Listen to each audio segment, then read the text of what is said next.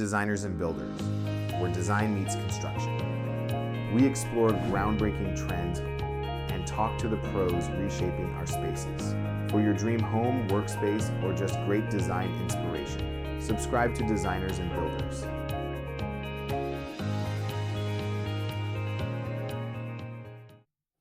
Hey, welcome to today's brand new episode of Designers and Builders. This is your host, Alyssa Olson, and today's guest is Cheryl Luckett from Dwell By Cheryl. How are you doing today? I'm great. Thank you so much for having me. Yeah, thank you for taking the time to join us. Really appreciate it. Absolutely. So, I understand you have a unique and maybe long backstory. Tell us about your journey. Okay, so I came to design from a pretty extensive career in the corporate space as a registered dietitian. It's a credential I still hold today. In fact, I just got recertified for the next 5 years because it's just something I refuse to let go.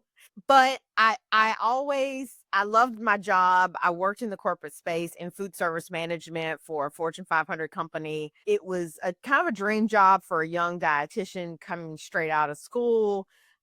It was a time when health and nutrition, especially child nutrition, was really a hot topic in the media and particularly in the school and education environment. And so I had a really important job at a really young age, and I was jazzed about it, but I never really had a passion for it. But, that was, I think, the excitement of being in the corporate space and, carrying a BlackBerry, filling a rolled laptop bag through the airport at 25 was enough to sustain me.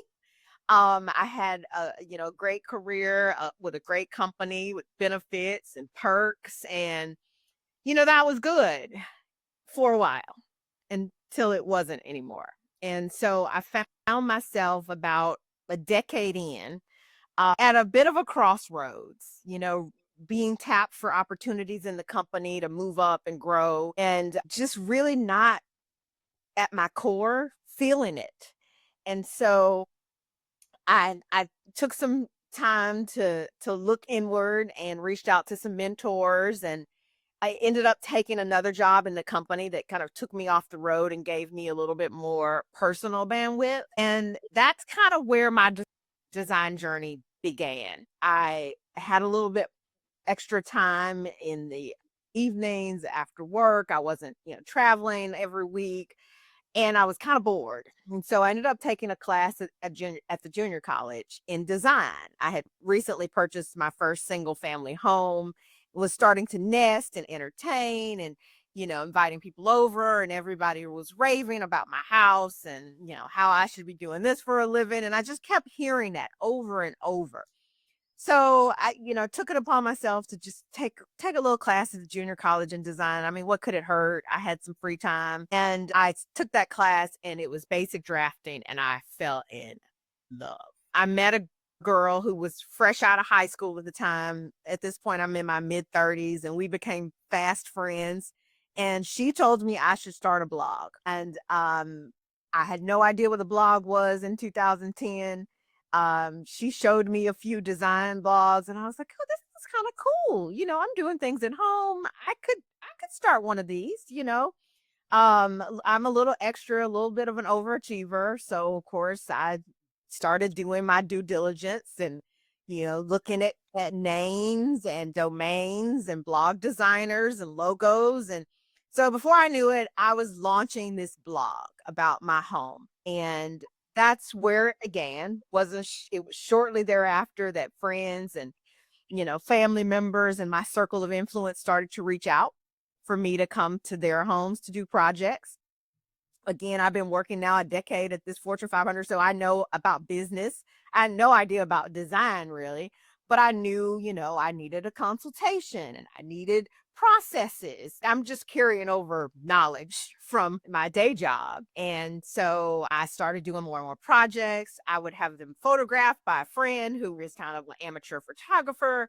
I'd put those on the blog. I'd post those on House. People who I didn't know started to reach out. And so it started to snowball. At the time, I was kind of doing budget design, and I was going to the Habitat Restore and revamping furniture with an upholsterer I had found, sharing the makeovers, and then people I didn't know started to reach out. So partnerships with the Goodwill, the Habitat, I'm doing promotions. They're asking me to be on the news. I'm like, you guys, I got to go to school. I mean, I got to go to work every day. So at this point now, I'm like, what is happening? And so I started to feel this pull toward design full time. And so I prayed about it and came to the conclusion that I really needed some time to get my ducks in a row, because I was leaving, a large company with tenure, 6-figure salary. I'm single. I've got a house and a mortgage and student loans and all the things. And so I need to be well positioned if I'm going to make this leap.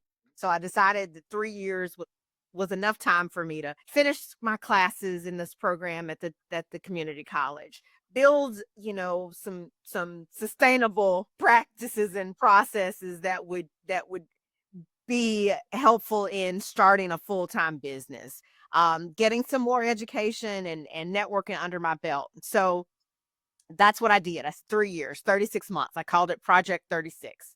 It was my 36-month exit strategy from corporate. And I just started to chip away at that goal month by month by month, taking on more clients in my spare time, going to school at night, learning more, doing bigger projects, getting bigger budgets, like slowly but surely. Before I knew it, it was 18 months. After that, I was 12. And like, I'm getting closer and closer to this looming deadline. The 3-month mark, I put in my letter of resignation on 3 years to the date on December 30th, 2016. I left, did a slow-mo video out the front door of my corporate office, and I have never looked back. So, yeah. Wow. Good for you. And it's 2025. That's 9 years ago. Yeah. Yep. It's hard to believe, but yes, it's been a wild ride.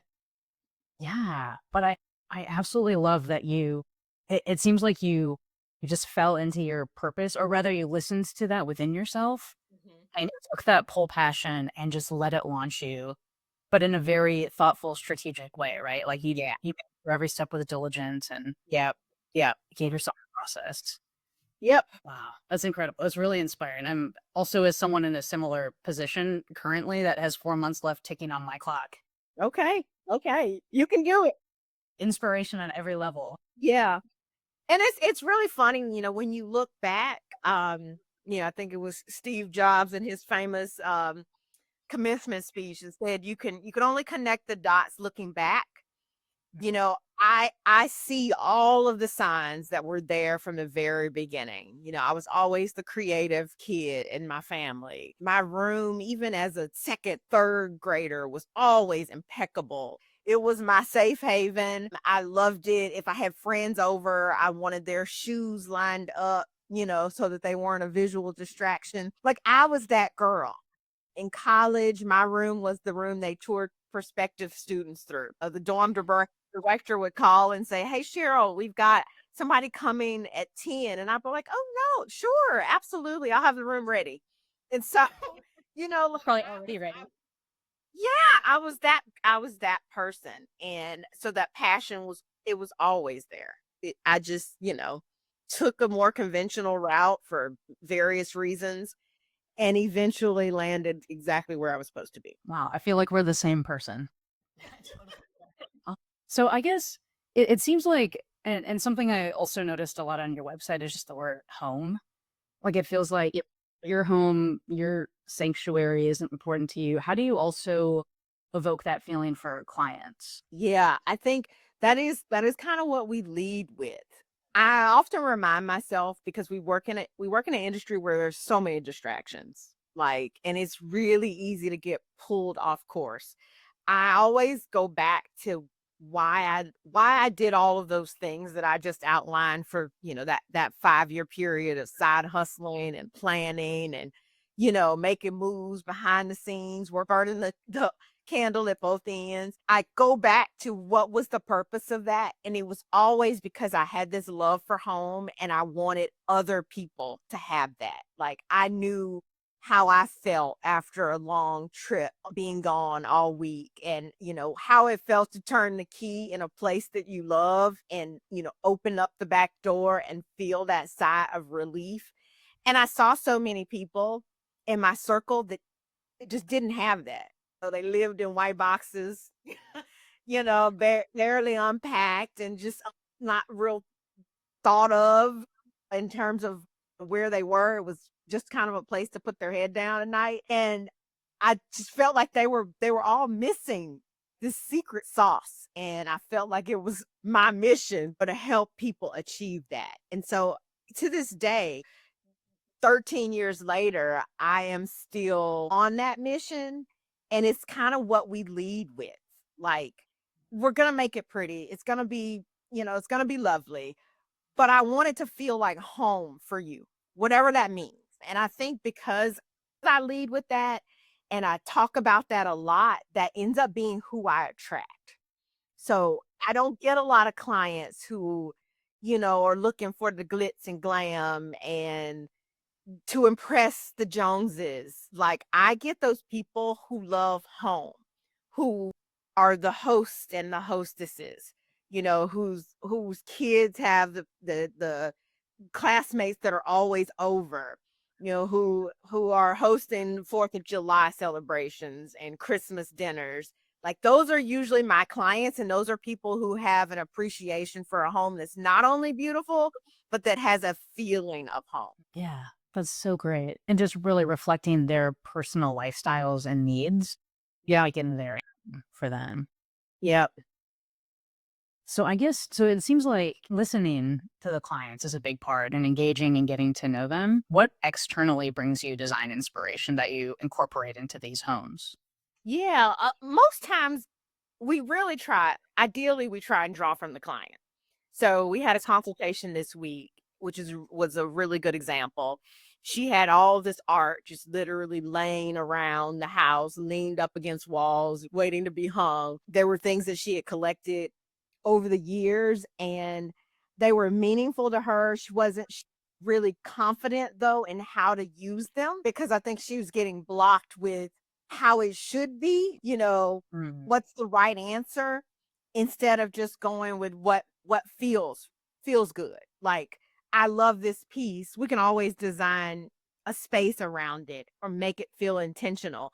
So I love being inspired by the things that my clients have, whether that's art or furnishings.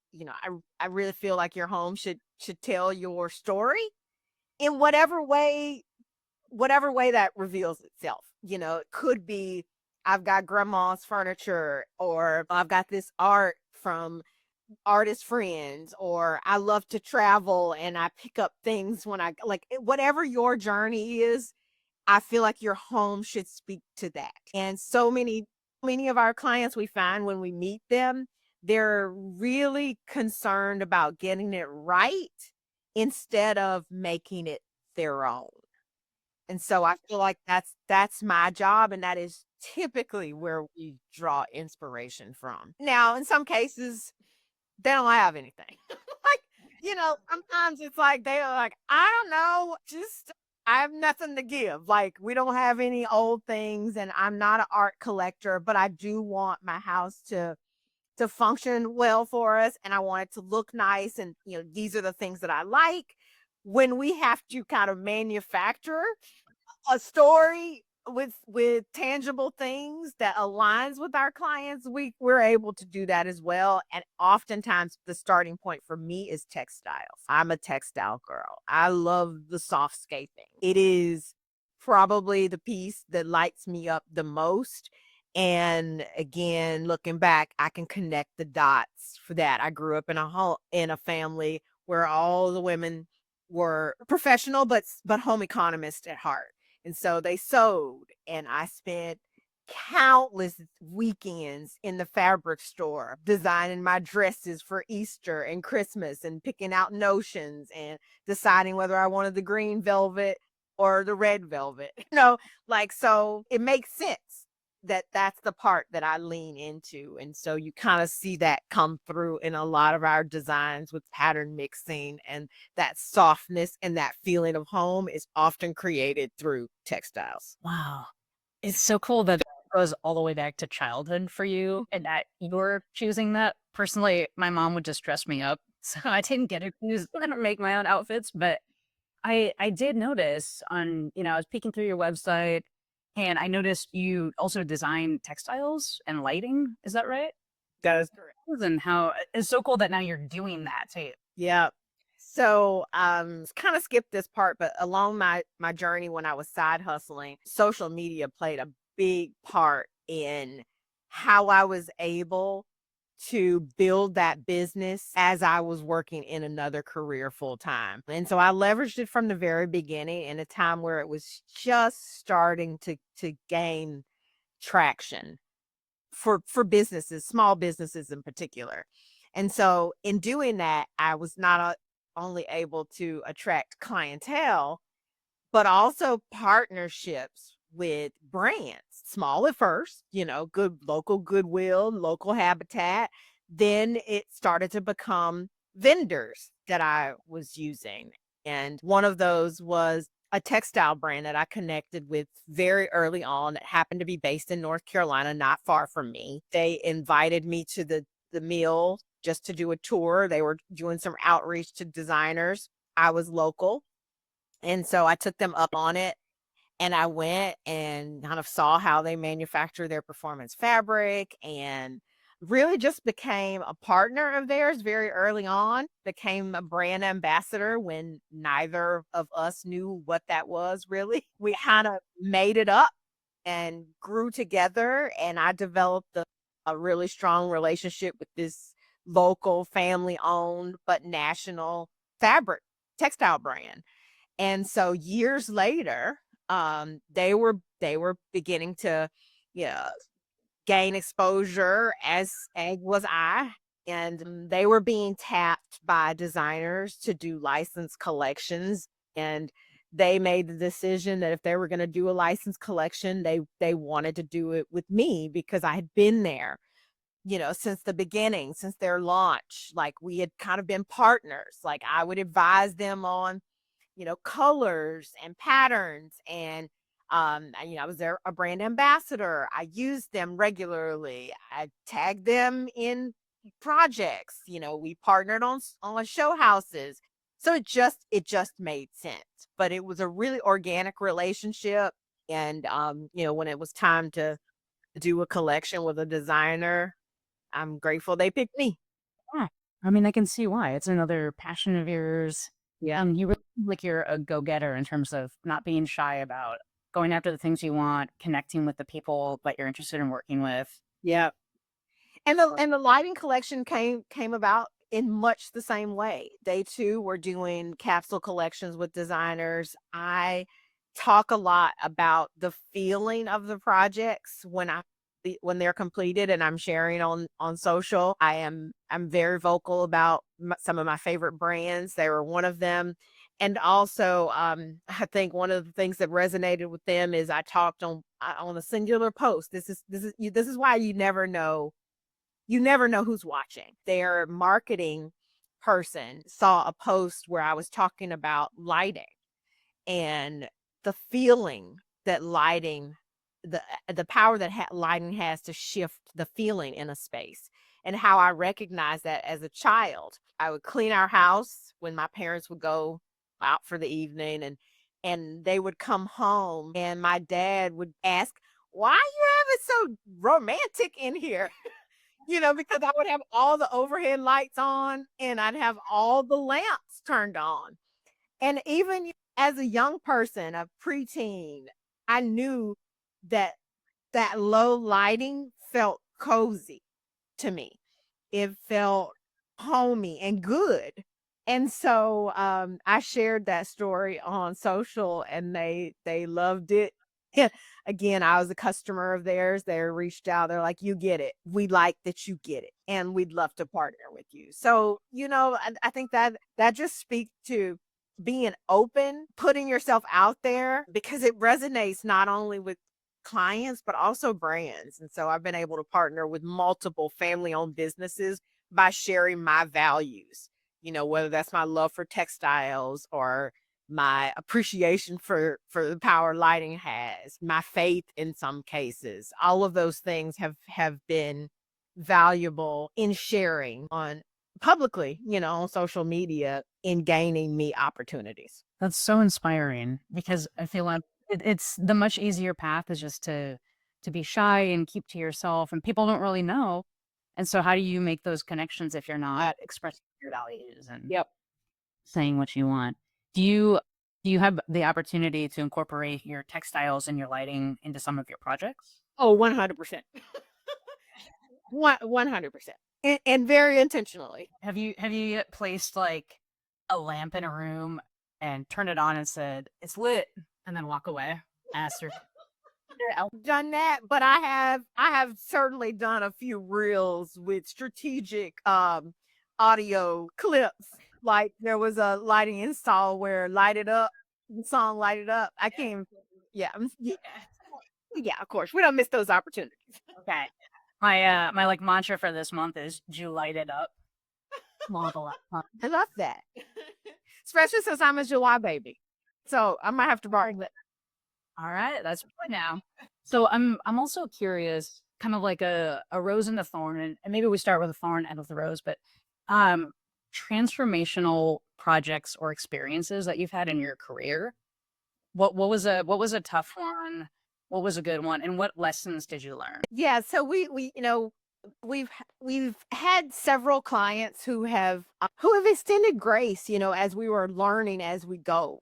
I'm a pretty honest person, and if there's something that I feel like I can do but I haven't done before, in certain cases we'll share that with the client. Like I can remember getting some really large projects in the past and having a really small team and having to tell the client, "Hey, look, we can do this for you. We would love to help you, but we're going to need to phase this project. Like this is a lot for us to take on. So if you've got some patience and you're willing to work with us, we would love to be on this journey with you." And I can think of some projects like that where clients have extended us that grace that has been really helpful in helping us to grow as we go. Yeah.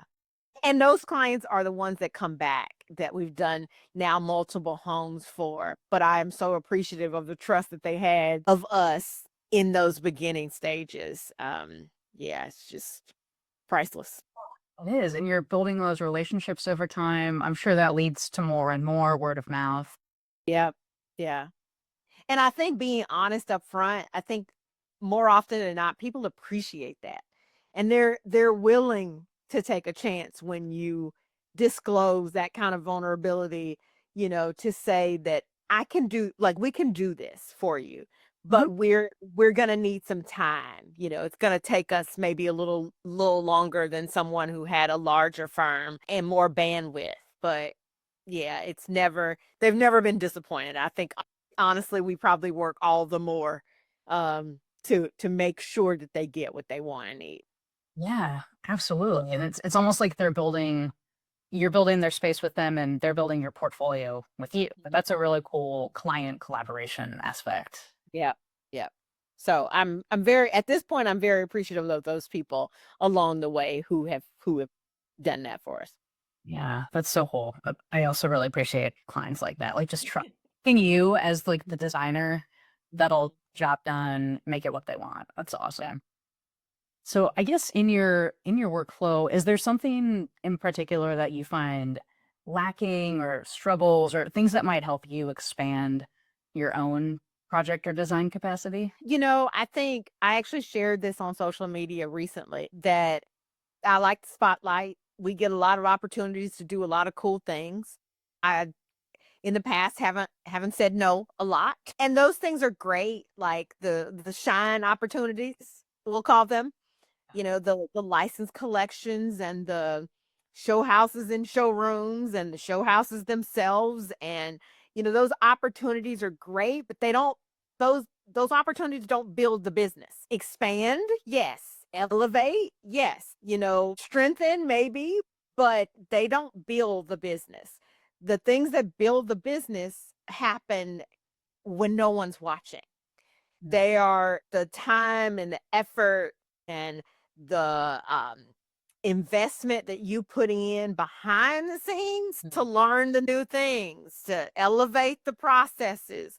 Those are the things that really matter. The shine is just extra. So I think we've really kind of doubled down lately on doing those behind the scenes things to take us to the next level. I'm a big proponent of education. My parents were educators, and so they instilled that in us, that that's important. Whether someone asks for it or not, I've been in business 13 years, and I think I've had one person ask me about a credential, because to some degree in our industry, the proof is in the pudding. But that said, I need to feel comfortable and confident in my ability to deliver. And that comes with some back end education. I don't know everything. Every project comes with new lessons. And so we really feel like in order to get to our next level, wherever that is, we've got to do the things that are going to position us to be successful at that level. And those are not the glossy posts on social media. Yeah, that's true. I mean, that is one component. And I know you are someone who is extra personally and has all these extras, but really laying that foundation from a business perspective, from a design, listening to clients' perspective is really powerful. And also, as someone personally who my background is in design, but I've never been formally taught about business, I really appreciate that that's where you're coming from. And you've taken all those things, and that's part of your secret sauce, right? It's just like that's been in the mix since day one. And now that's driven you to where you are. Yeah. Yeah. And that has probably been the most critical. I would often look back at my previous career and my past experience and think, what was that? What was that blip? Why did I have to take the long way here? But I wouldn't be here 13 years later had it not been for the knowledge that I received along the way in that other career, the business acumen, the understanding of sales and marketing, all of those things, HR, employee retention. I've got my first employee that I ever hired is still with me 8 years later. Those are from the lessons that I learned in corporate, and bringing those into this career has really been, I think, the thing that has sustained me to this point. It's not my knack for design. It's my ability to see that the business aspects are really the most important thing. Yeah, it's interesting that those moments are kind of your dots. And I don't know if you listen to Mel Robbins at all. She's always in my ears on a walk, but she talks about brick by brick. And I feel like just like you're building your business in your design business, all these little bricks, you're figuring out how to organize them. And at the end of the day, they come out in a beautiful form, but it's really about getting that structure that's solid. Yep. Yep. Wow. That's really, I feel deeply inspired by hearing your experience and your journey. Well, I'm glad. I'm wondering, just for others, like given all of your accolades, accomplishments, lessons learned that you've shared with us, what advice would you have for others or for a younger version of yourself? I think there were things that I've done that if I had to do it again, I would do again. Okay, the first that so many people miss is consistency. It's not one thing that's the silver bullet. It's 1,000 golden BBs. It's the doing the things day to day, time after time, getting better at them. The consistency is so important. And it doesn't matter what arena we're talking about, whether it's the sales portion, the marketing portion, the finance portion, the design portion. Consistency matters. Showing up when you say you're going to show up, doing exactly what you said you're going to do, being present on a day-to-day basis so you're top of mind. And when I say present, I mean visible consistently. Those are the things that I think so many people gloss over, and it's that consistency sometimes that will sustain you for the long term. So I think that was one of the keys to my getting started, because I didn't have a lot of bandwidth. I had a different career. I was doing this part-time. I had one toe in design, and a whole foot in another career. But I was consistent. I posted on social media 3 times a day at that point. It was a different time. But I was consistently doing that. And so people knew about me and they saw me day after day after day.